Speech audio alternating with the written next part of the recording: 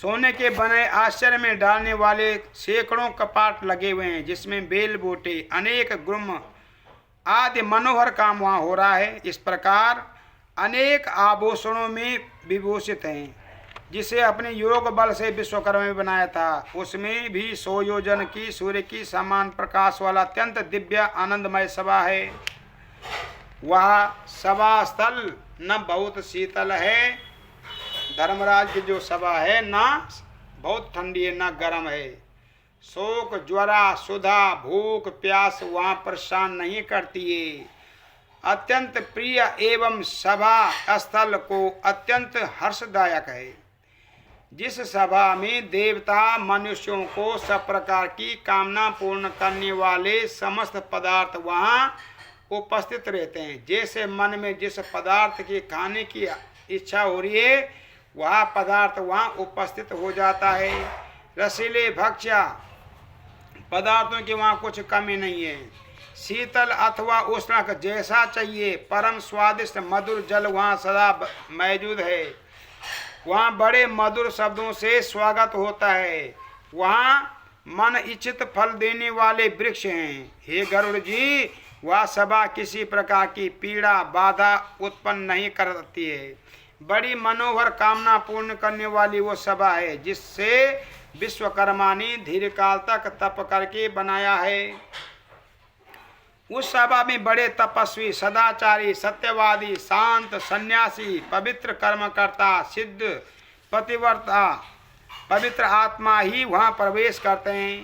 परम निर्मल वस्त्रधारी प्रकाशमान शरीर वाले अलंकृत भूषित पुरुष इस सभा में पुण्य कर्मों के प्रभाव से वहाँ पहुँचते हैं। तस्य सा धर्मो भगवान साने नेश सा शुभे दशायोजान सौतरणम चा शुभ मंडित ही। उस सभा में 10 योजन विस्तार वाले रत्न मंडित शुभ अद्भुत सिंहासन पर भगवान धर्मराज विराजमान हैं। सर्वश्रेष्ठ धर्मराज के मस्तक पर छत्र शोभित है, कानों में कुंडल झलक रहे हैं, मस्तक पर महामुकुट मंडित है और सर्व प्रकार के अलंकृत धारण किए हुए नीले मेघ के समान कांति वाले जिनकी अप्सराएं छोटे छोटे पंखे एवं चमर हाथ में लेकर के वायु कर रही हैं। उनकी गंधर्वगण अप्सराएं मिलकर के गीत वाद्य एवं नित्य आदि से उन्हें सदा उनकी सेवा में लगी रही हैं। हाथ में 5 धारण किए हुए मृत्यु बलवान काल चित्र चित्रगुप्त कीर्तांत द्वारा शोभित है। अनेक दूत आज्ञाकारी आत्मतुल्य बलवान पास एवं दंड उठाए नाना प्रकार सुबुद्धों से शोभित है। और हे गरुड़ जी, अग्निवास्ता सोमया उष्मा स्वध्यान वैश्वपद नाम के पितृगण भी वहाँ विराजमान हैं।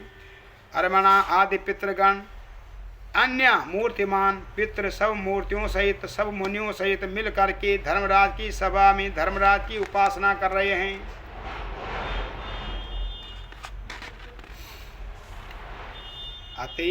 अत्रि वसिष्ठो पुलोदक्ष क्रतु अंग्रिष्यः जदगनो भृगुसेवा पुलयस्ता तो नारदः।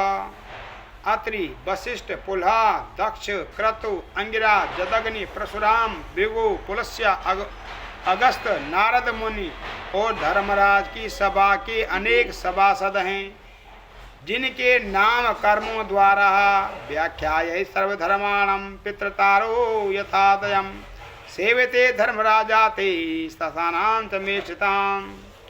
उस धर्म शास्त्रों में विख्यात द्वारा अपने निर्णय सुनाने वाले धर्मशास्त्री धर्मराज की सेवा कर रहे हैं। सूर्यवंशी चंद्रवंशी आदि सभी धर्मात्मा राजा धर्मराज की समीप बैठ कर के उपासना कर रहे हैं।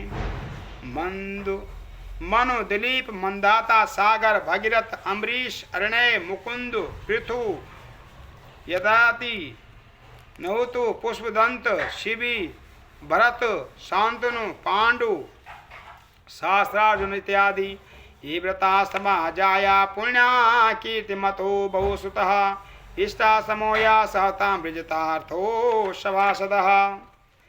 महापुण्यात्मा कीर्तिवान बहुसित राज ऋषियों ने बहुत से अश्वमेव यज्ञ करके धर्मराज की सभा में सभासद की पदवी प्राप्त किए।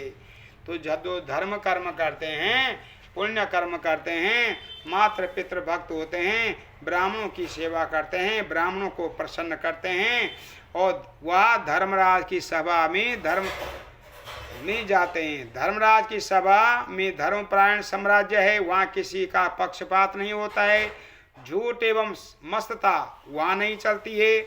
वहाँ के सभासद सब धर्मात्मा शास्त्र वेदता हैं और वे सभा में बैठकर निरंतर धर्मराज की सेवा करते हैं।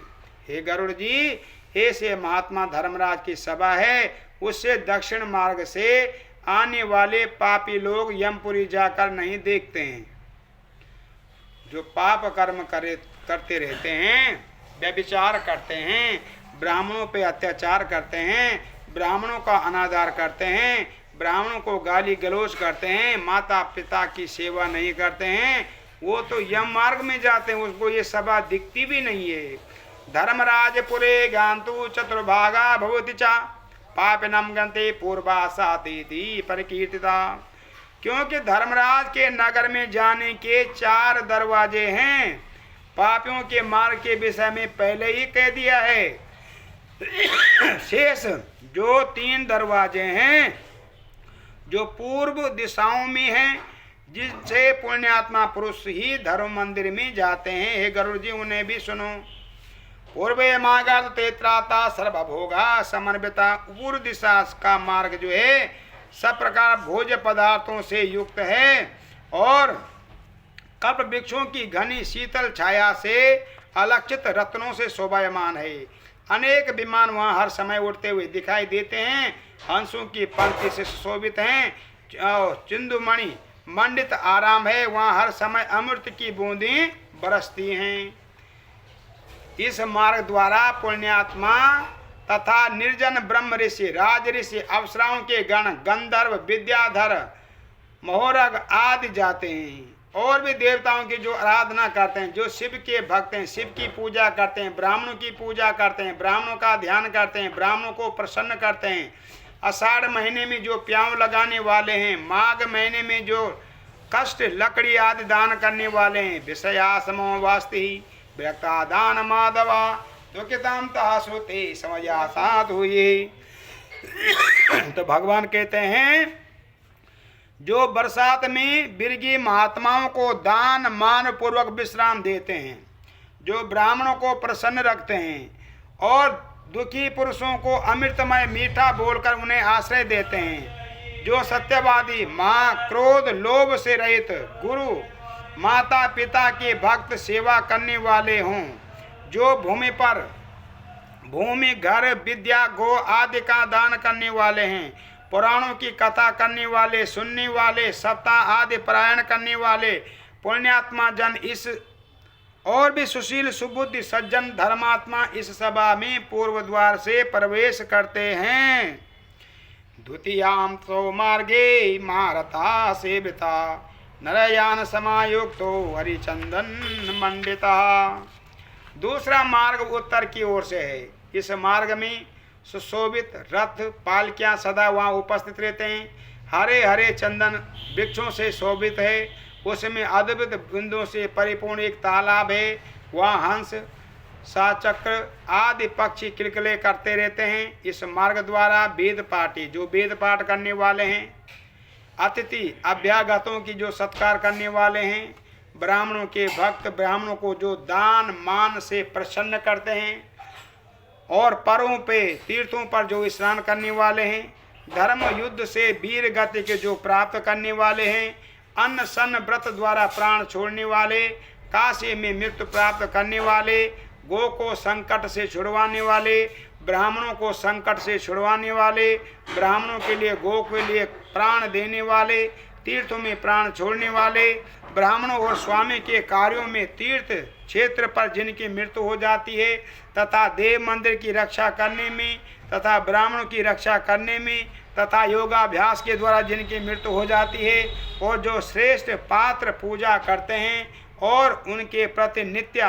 दान मान करने में परायण रहते हैं, ऐसे पुरुष उत्तर द्वार से धर्मराज की सभा में प्रवेश करते हैं। तृतीय पश्चिमे मार्गे रत्न मंडित मंडिता सुधारसा पूर्णम की वर्धा विवर्जिता।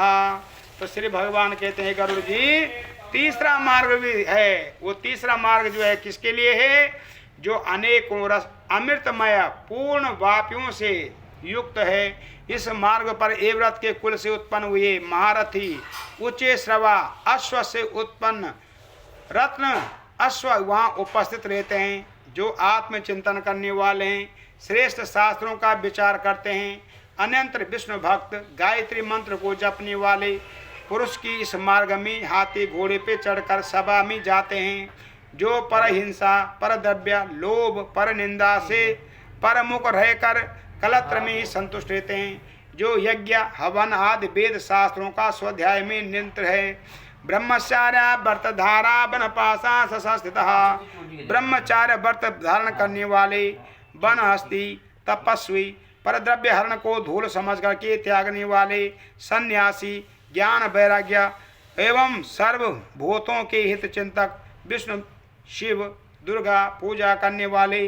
अपने कर्म को ब्रह्म समर्पण करने वाले, ब्राह्मणों को कार्य करने वाले, तीर्थों तीनों प्रकार के ऋण से मुक्त, महायज्ञ करने वाले, पितरों का श्राद्ध करने वाले, समय पर संध्या उपासना करने वाले, नीच संगति में न पड़ने वाले, श्रेष्ठ पुरुषों की जो संगति करते हैं, पुरुष अप्सराओं गणों से युक्त होकर के सुंदर विमानों में बैठ करके धर्मराज की सभा में प्रवेश करते हैं, पश्चिम द्वार से प्रवेश करते हैं। इस प्रकार तीनों द्वारों से आते हुए धर्मात्माओं को देखकर स्वयं धर्मराज उठकर सामने आ जाते हैं और स्वागत करते हैं।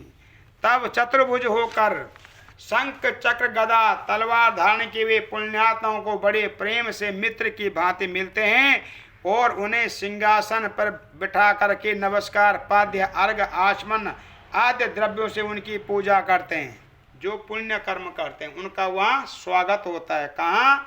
धर्मराज की सभा में। और जो दुष्कर्म करते हैं वो कहाँ जाते हैं? यमराज की सभा में। इसलिए सोचो विचारो, क्या साथ लाए, क्या ले चलोगे, जाएगा यही हरि नाम प्यारा। तो जो भगवान का कीर्तन कर रहा है, भगवान की संध्या वंदना कर रहा है, वह इसी प्रकार धर्म मार्ग से धर्मराज की सभा में प्रवेश करते हैं। फिर धर्मराज अपने सभासदों से कहते हैं कि इन ज्ञानी पुरुषों का परम आदर पूर्वक नमस्कार करो, क्योंकि ये मेरे मंडल को, ये जो खुशकी आ रही है ना, बाहर जो लकड़ी वगैरह काम होता है, ये उड़ता है, इस आप सब लोगों के लिए भी बेकार है। ऐसा कई बार पड़ोस के नाते थोड़ा सा ना क्या तो बहुत बोलते हैं। पड़ोस कब एक आध दिन का होता है, जीवन पर्यंत थोड़ा ना होता है ना। इस प्रकार जो है धर्मराज कहते हैं कि पुण्यात्माओं से कहते हैं कि हे बुद्धिमानों में परम श्रेष्ठ नरक के कलुषों को समझने वाले आप सब लोगों ने अपने पुण्यों के द्वारा सुखदायक देवतुल्य सिद्ध किया है। मनुष्या दुर्लभम प्राप्ता नित्यायास्तु सदायकी न यान्ति नरका घोरा के अस्तांत चेतनम। जो पुरुष दुर्लभ मनुष्य जन्म पाकर उसे सिद्ध नहीं करता है और घोर नरक में वो पड़ता है, उससे बढ़कर कौन मूर्ख होगा। इस प्रकार नाशवान शरीर के द्वारा नाशवान धन को इकट्ठा करके धर्म को संचय करना चाहिए, उस धर्म का धर्म कार्यों में भी लगाना चाहिए, वही बुद्धिमान है। इस कारण सर्वदा प्रयत्न करके धर्म संचय करना चाहिए। अतः आप सब लोगों से संयुक्त पुण्यात्माओं के स्थान पे जाएं, धर्मराज के से वचन सुनकर सभा को प्रणाम करके देवताओं मुनीश्वरों की पूजा प्राप्त करके विमानों में बैठकर परम पद को वे प्राप्त होते हैं। उसमें से कुछ उस सभा में आनंद पूर्वक ठहर जाते हैं और वहाँ कल्प पर्यंत रहकर देवताओं का भोग प्राप्त करके शेष पुण्यों के प्रभाव से दुर्लभ मनुष्य जन्म को प्राप्त होते हैं। महाधनी च सर्वदा सर्वशास्त्र विशारदा पुनः विश्वास्वरूपेणम ततो यान्ति परमागतिम। फिर वहाँ धनवान सर्वदा सर्वशास्त्र विशारद होकर के पुनः आत्म तत्व चिंतन कर परम गति को प्राप्त करते हैं। भगवान कहते हैं गरुड़, तुमने जो यमलोक के विषय में पूछा था वह सब मैंने तुम्हें सुना दिया है। इसको कोई युक्ति और श्रद्धा के साथ सुनता है तो वह धर्म सभा में जाता है। इसे गरुड़ पुराण में भाषा टीका चतुर्दशो परायणम। माँ बोलिए गरुड़ भगवान की। शांताकारं भुजगशयनं पद्मनाभं सुरेशं विश्वाधारं गगनसदस्यं मेघवर्णं शुभांगं श्रीलक्ष्मीकान्तं कमलनयनं योगविद्यानगम्यं वन्दे विष्णुभवारणं सर्वलोकैकनाथं। बोले विष्णवे नमः। ध्यानायां समर्पयामि। ॐ अच्युतं केशवं रामनारायणं कृष्णदामोदरं वासुदेवं हरि। अच्युतं केशवं रामनारायणं कृष्णदामोदरं वासुदेवं हरि। श्रीधरं माधवं गोपिका वल्लभं। श्रीधरं माधवं गोपिका वल्लभं जानकी नायकं रामचन्द्रं भजे। जानकी नायकं रामचन्द्रं भजे। बोले गरुड़ भगवान की जय। ओम श्री राम।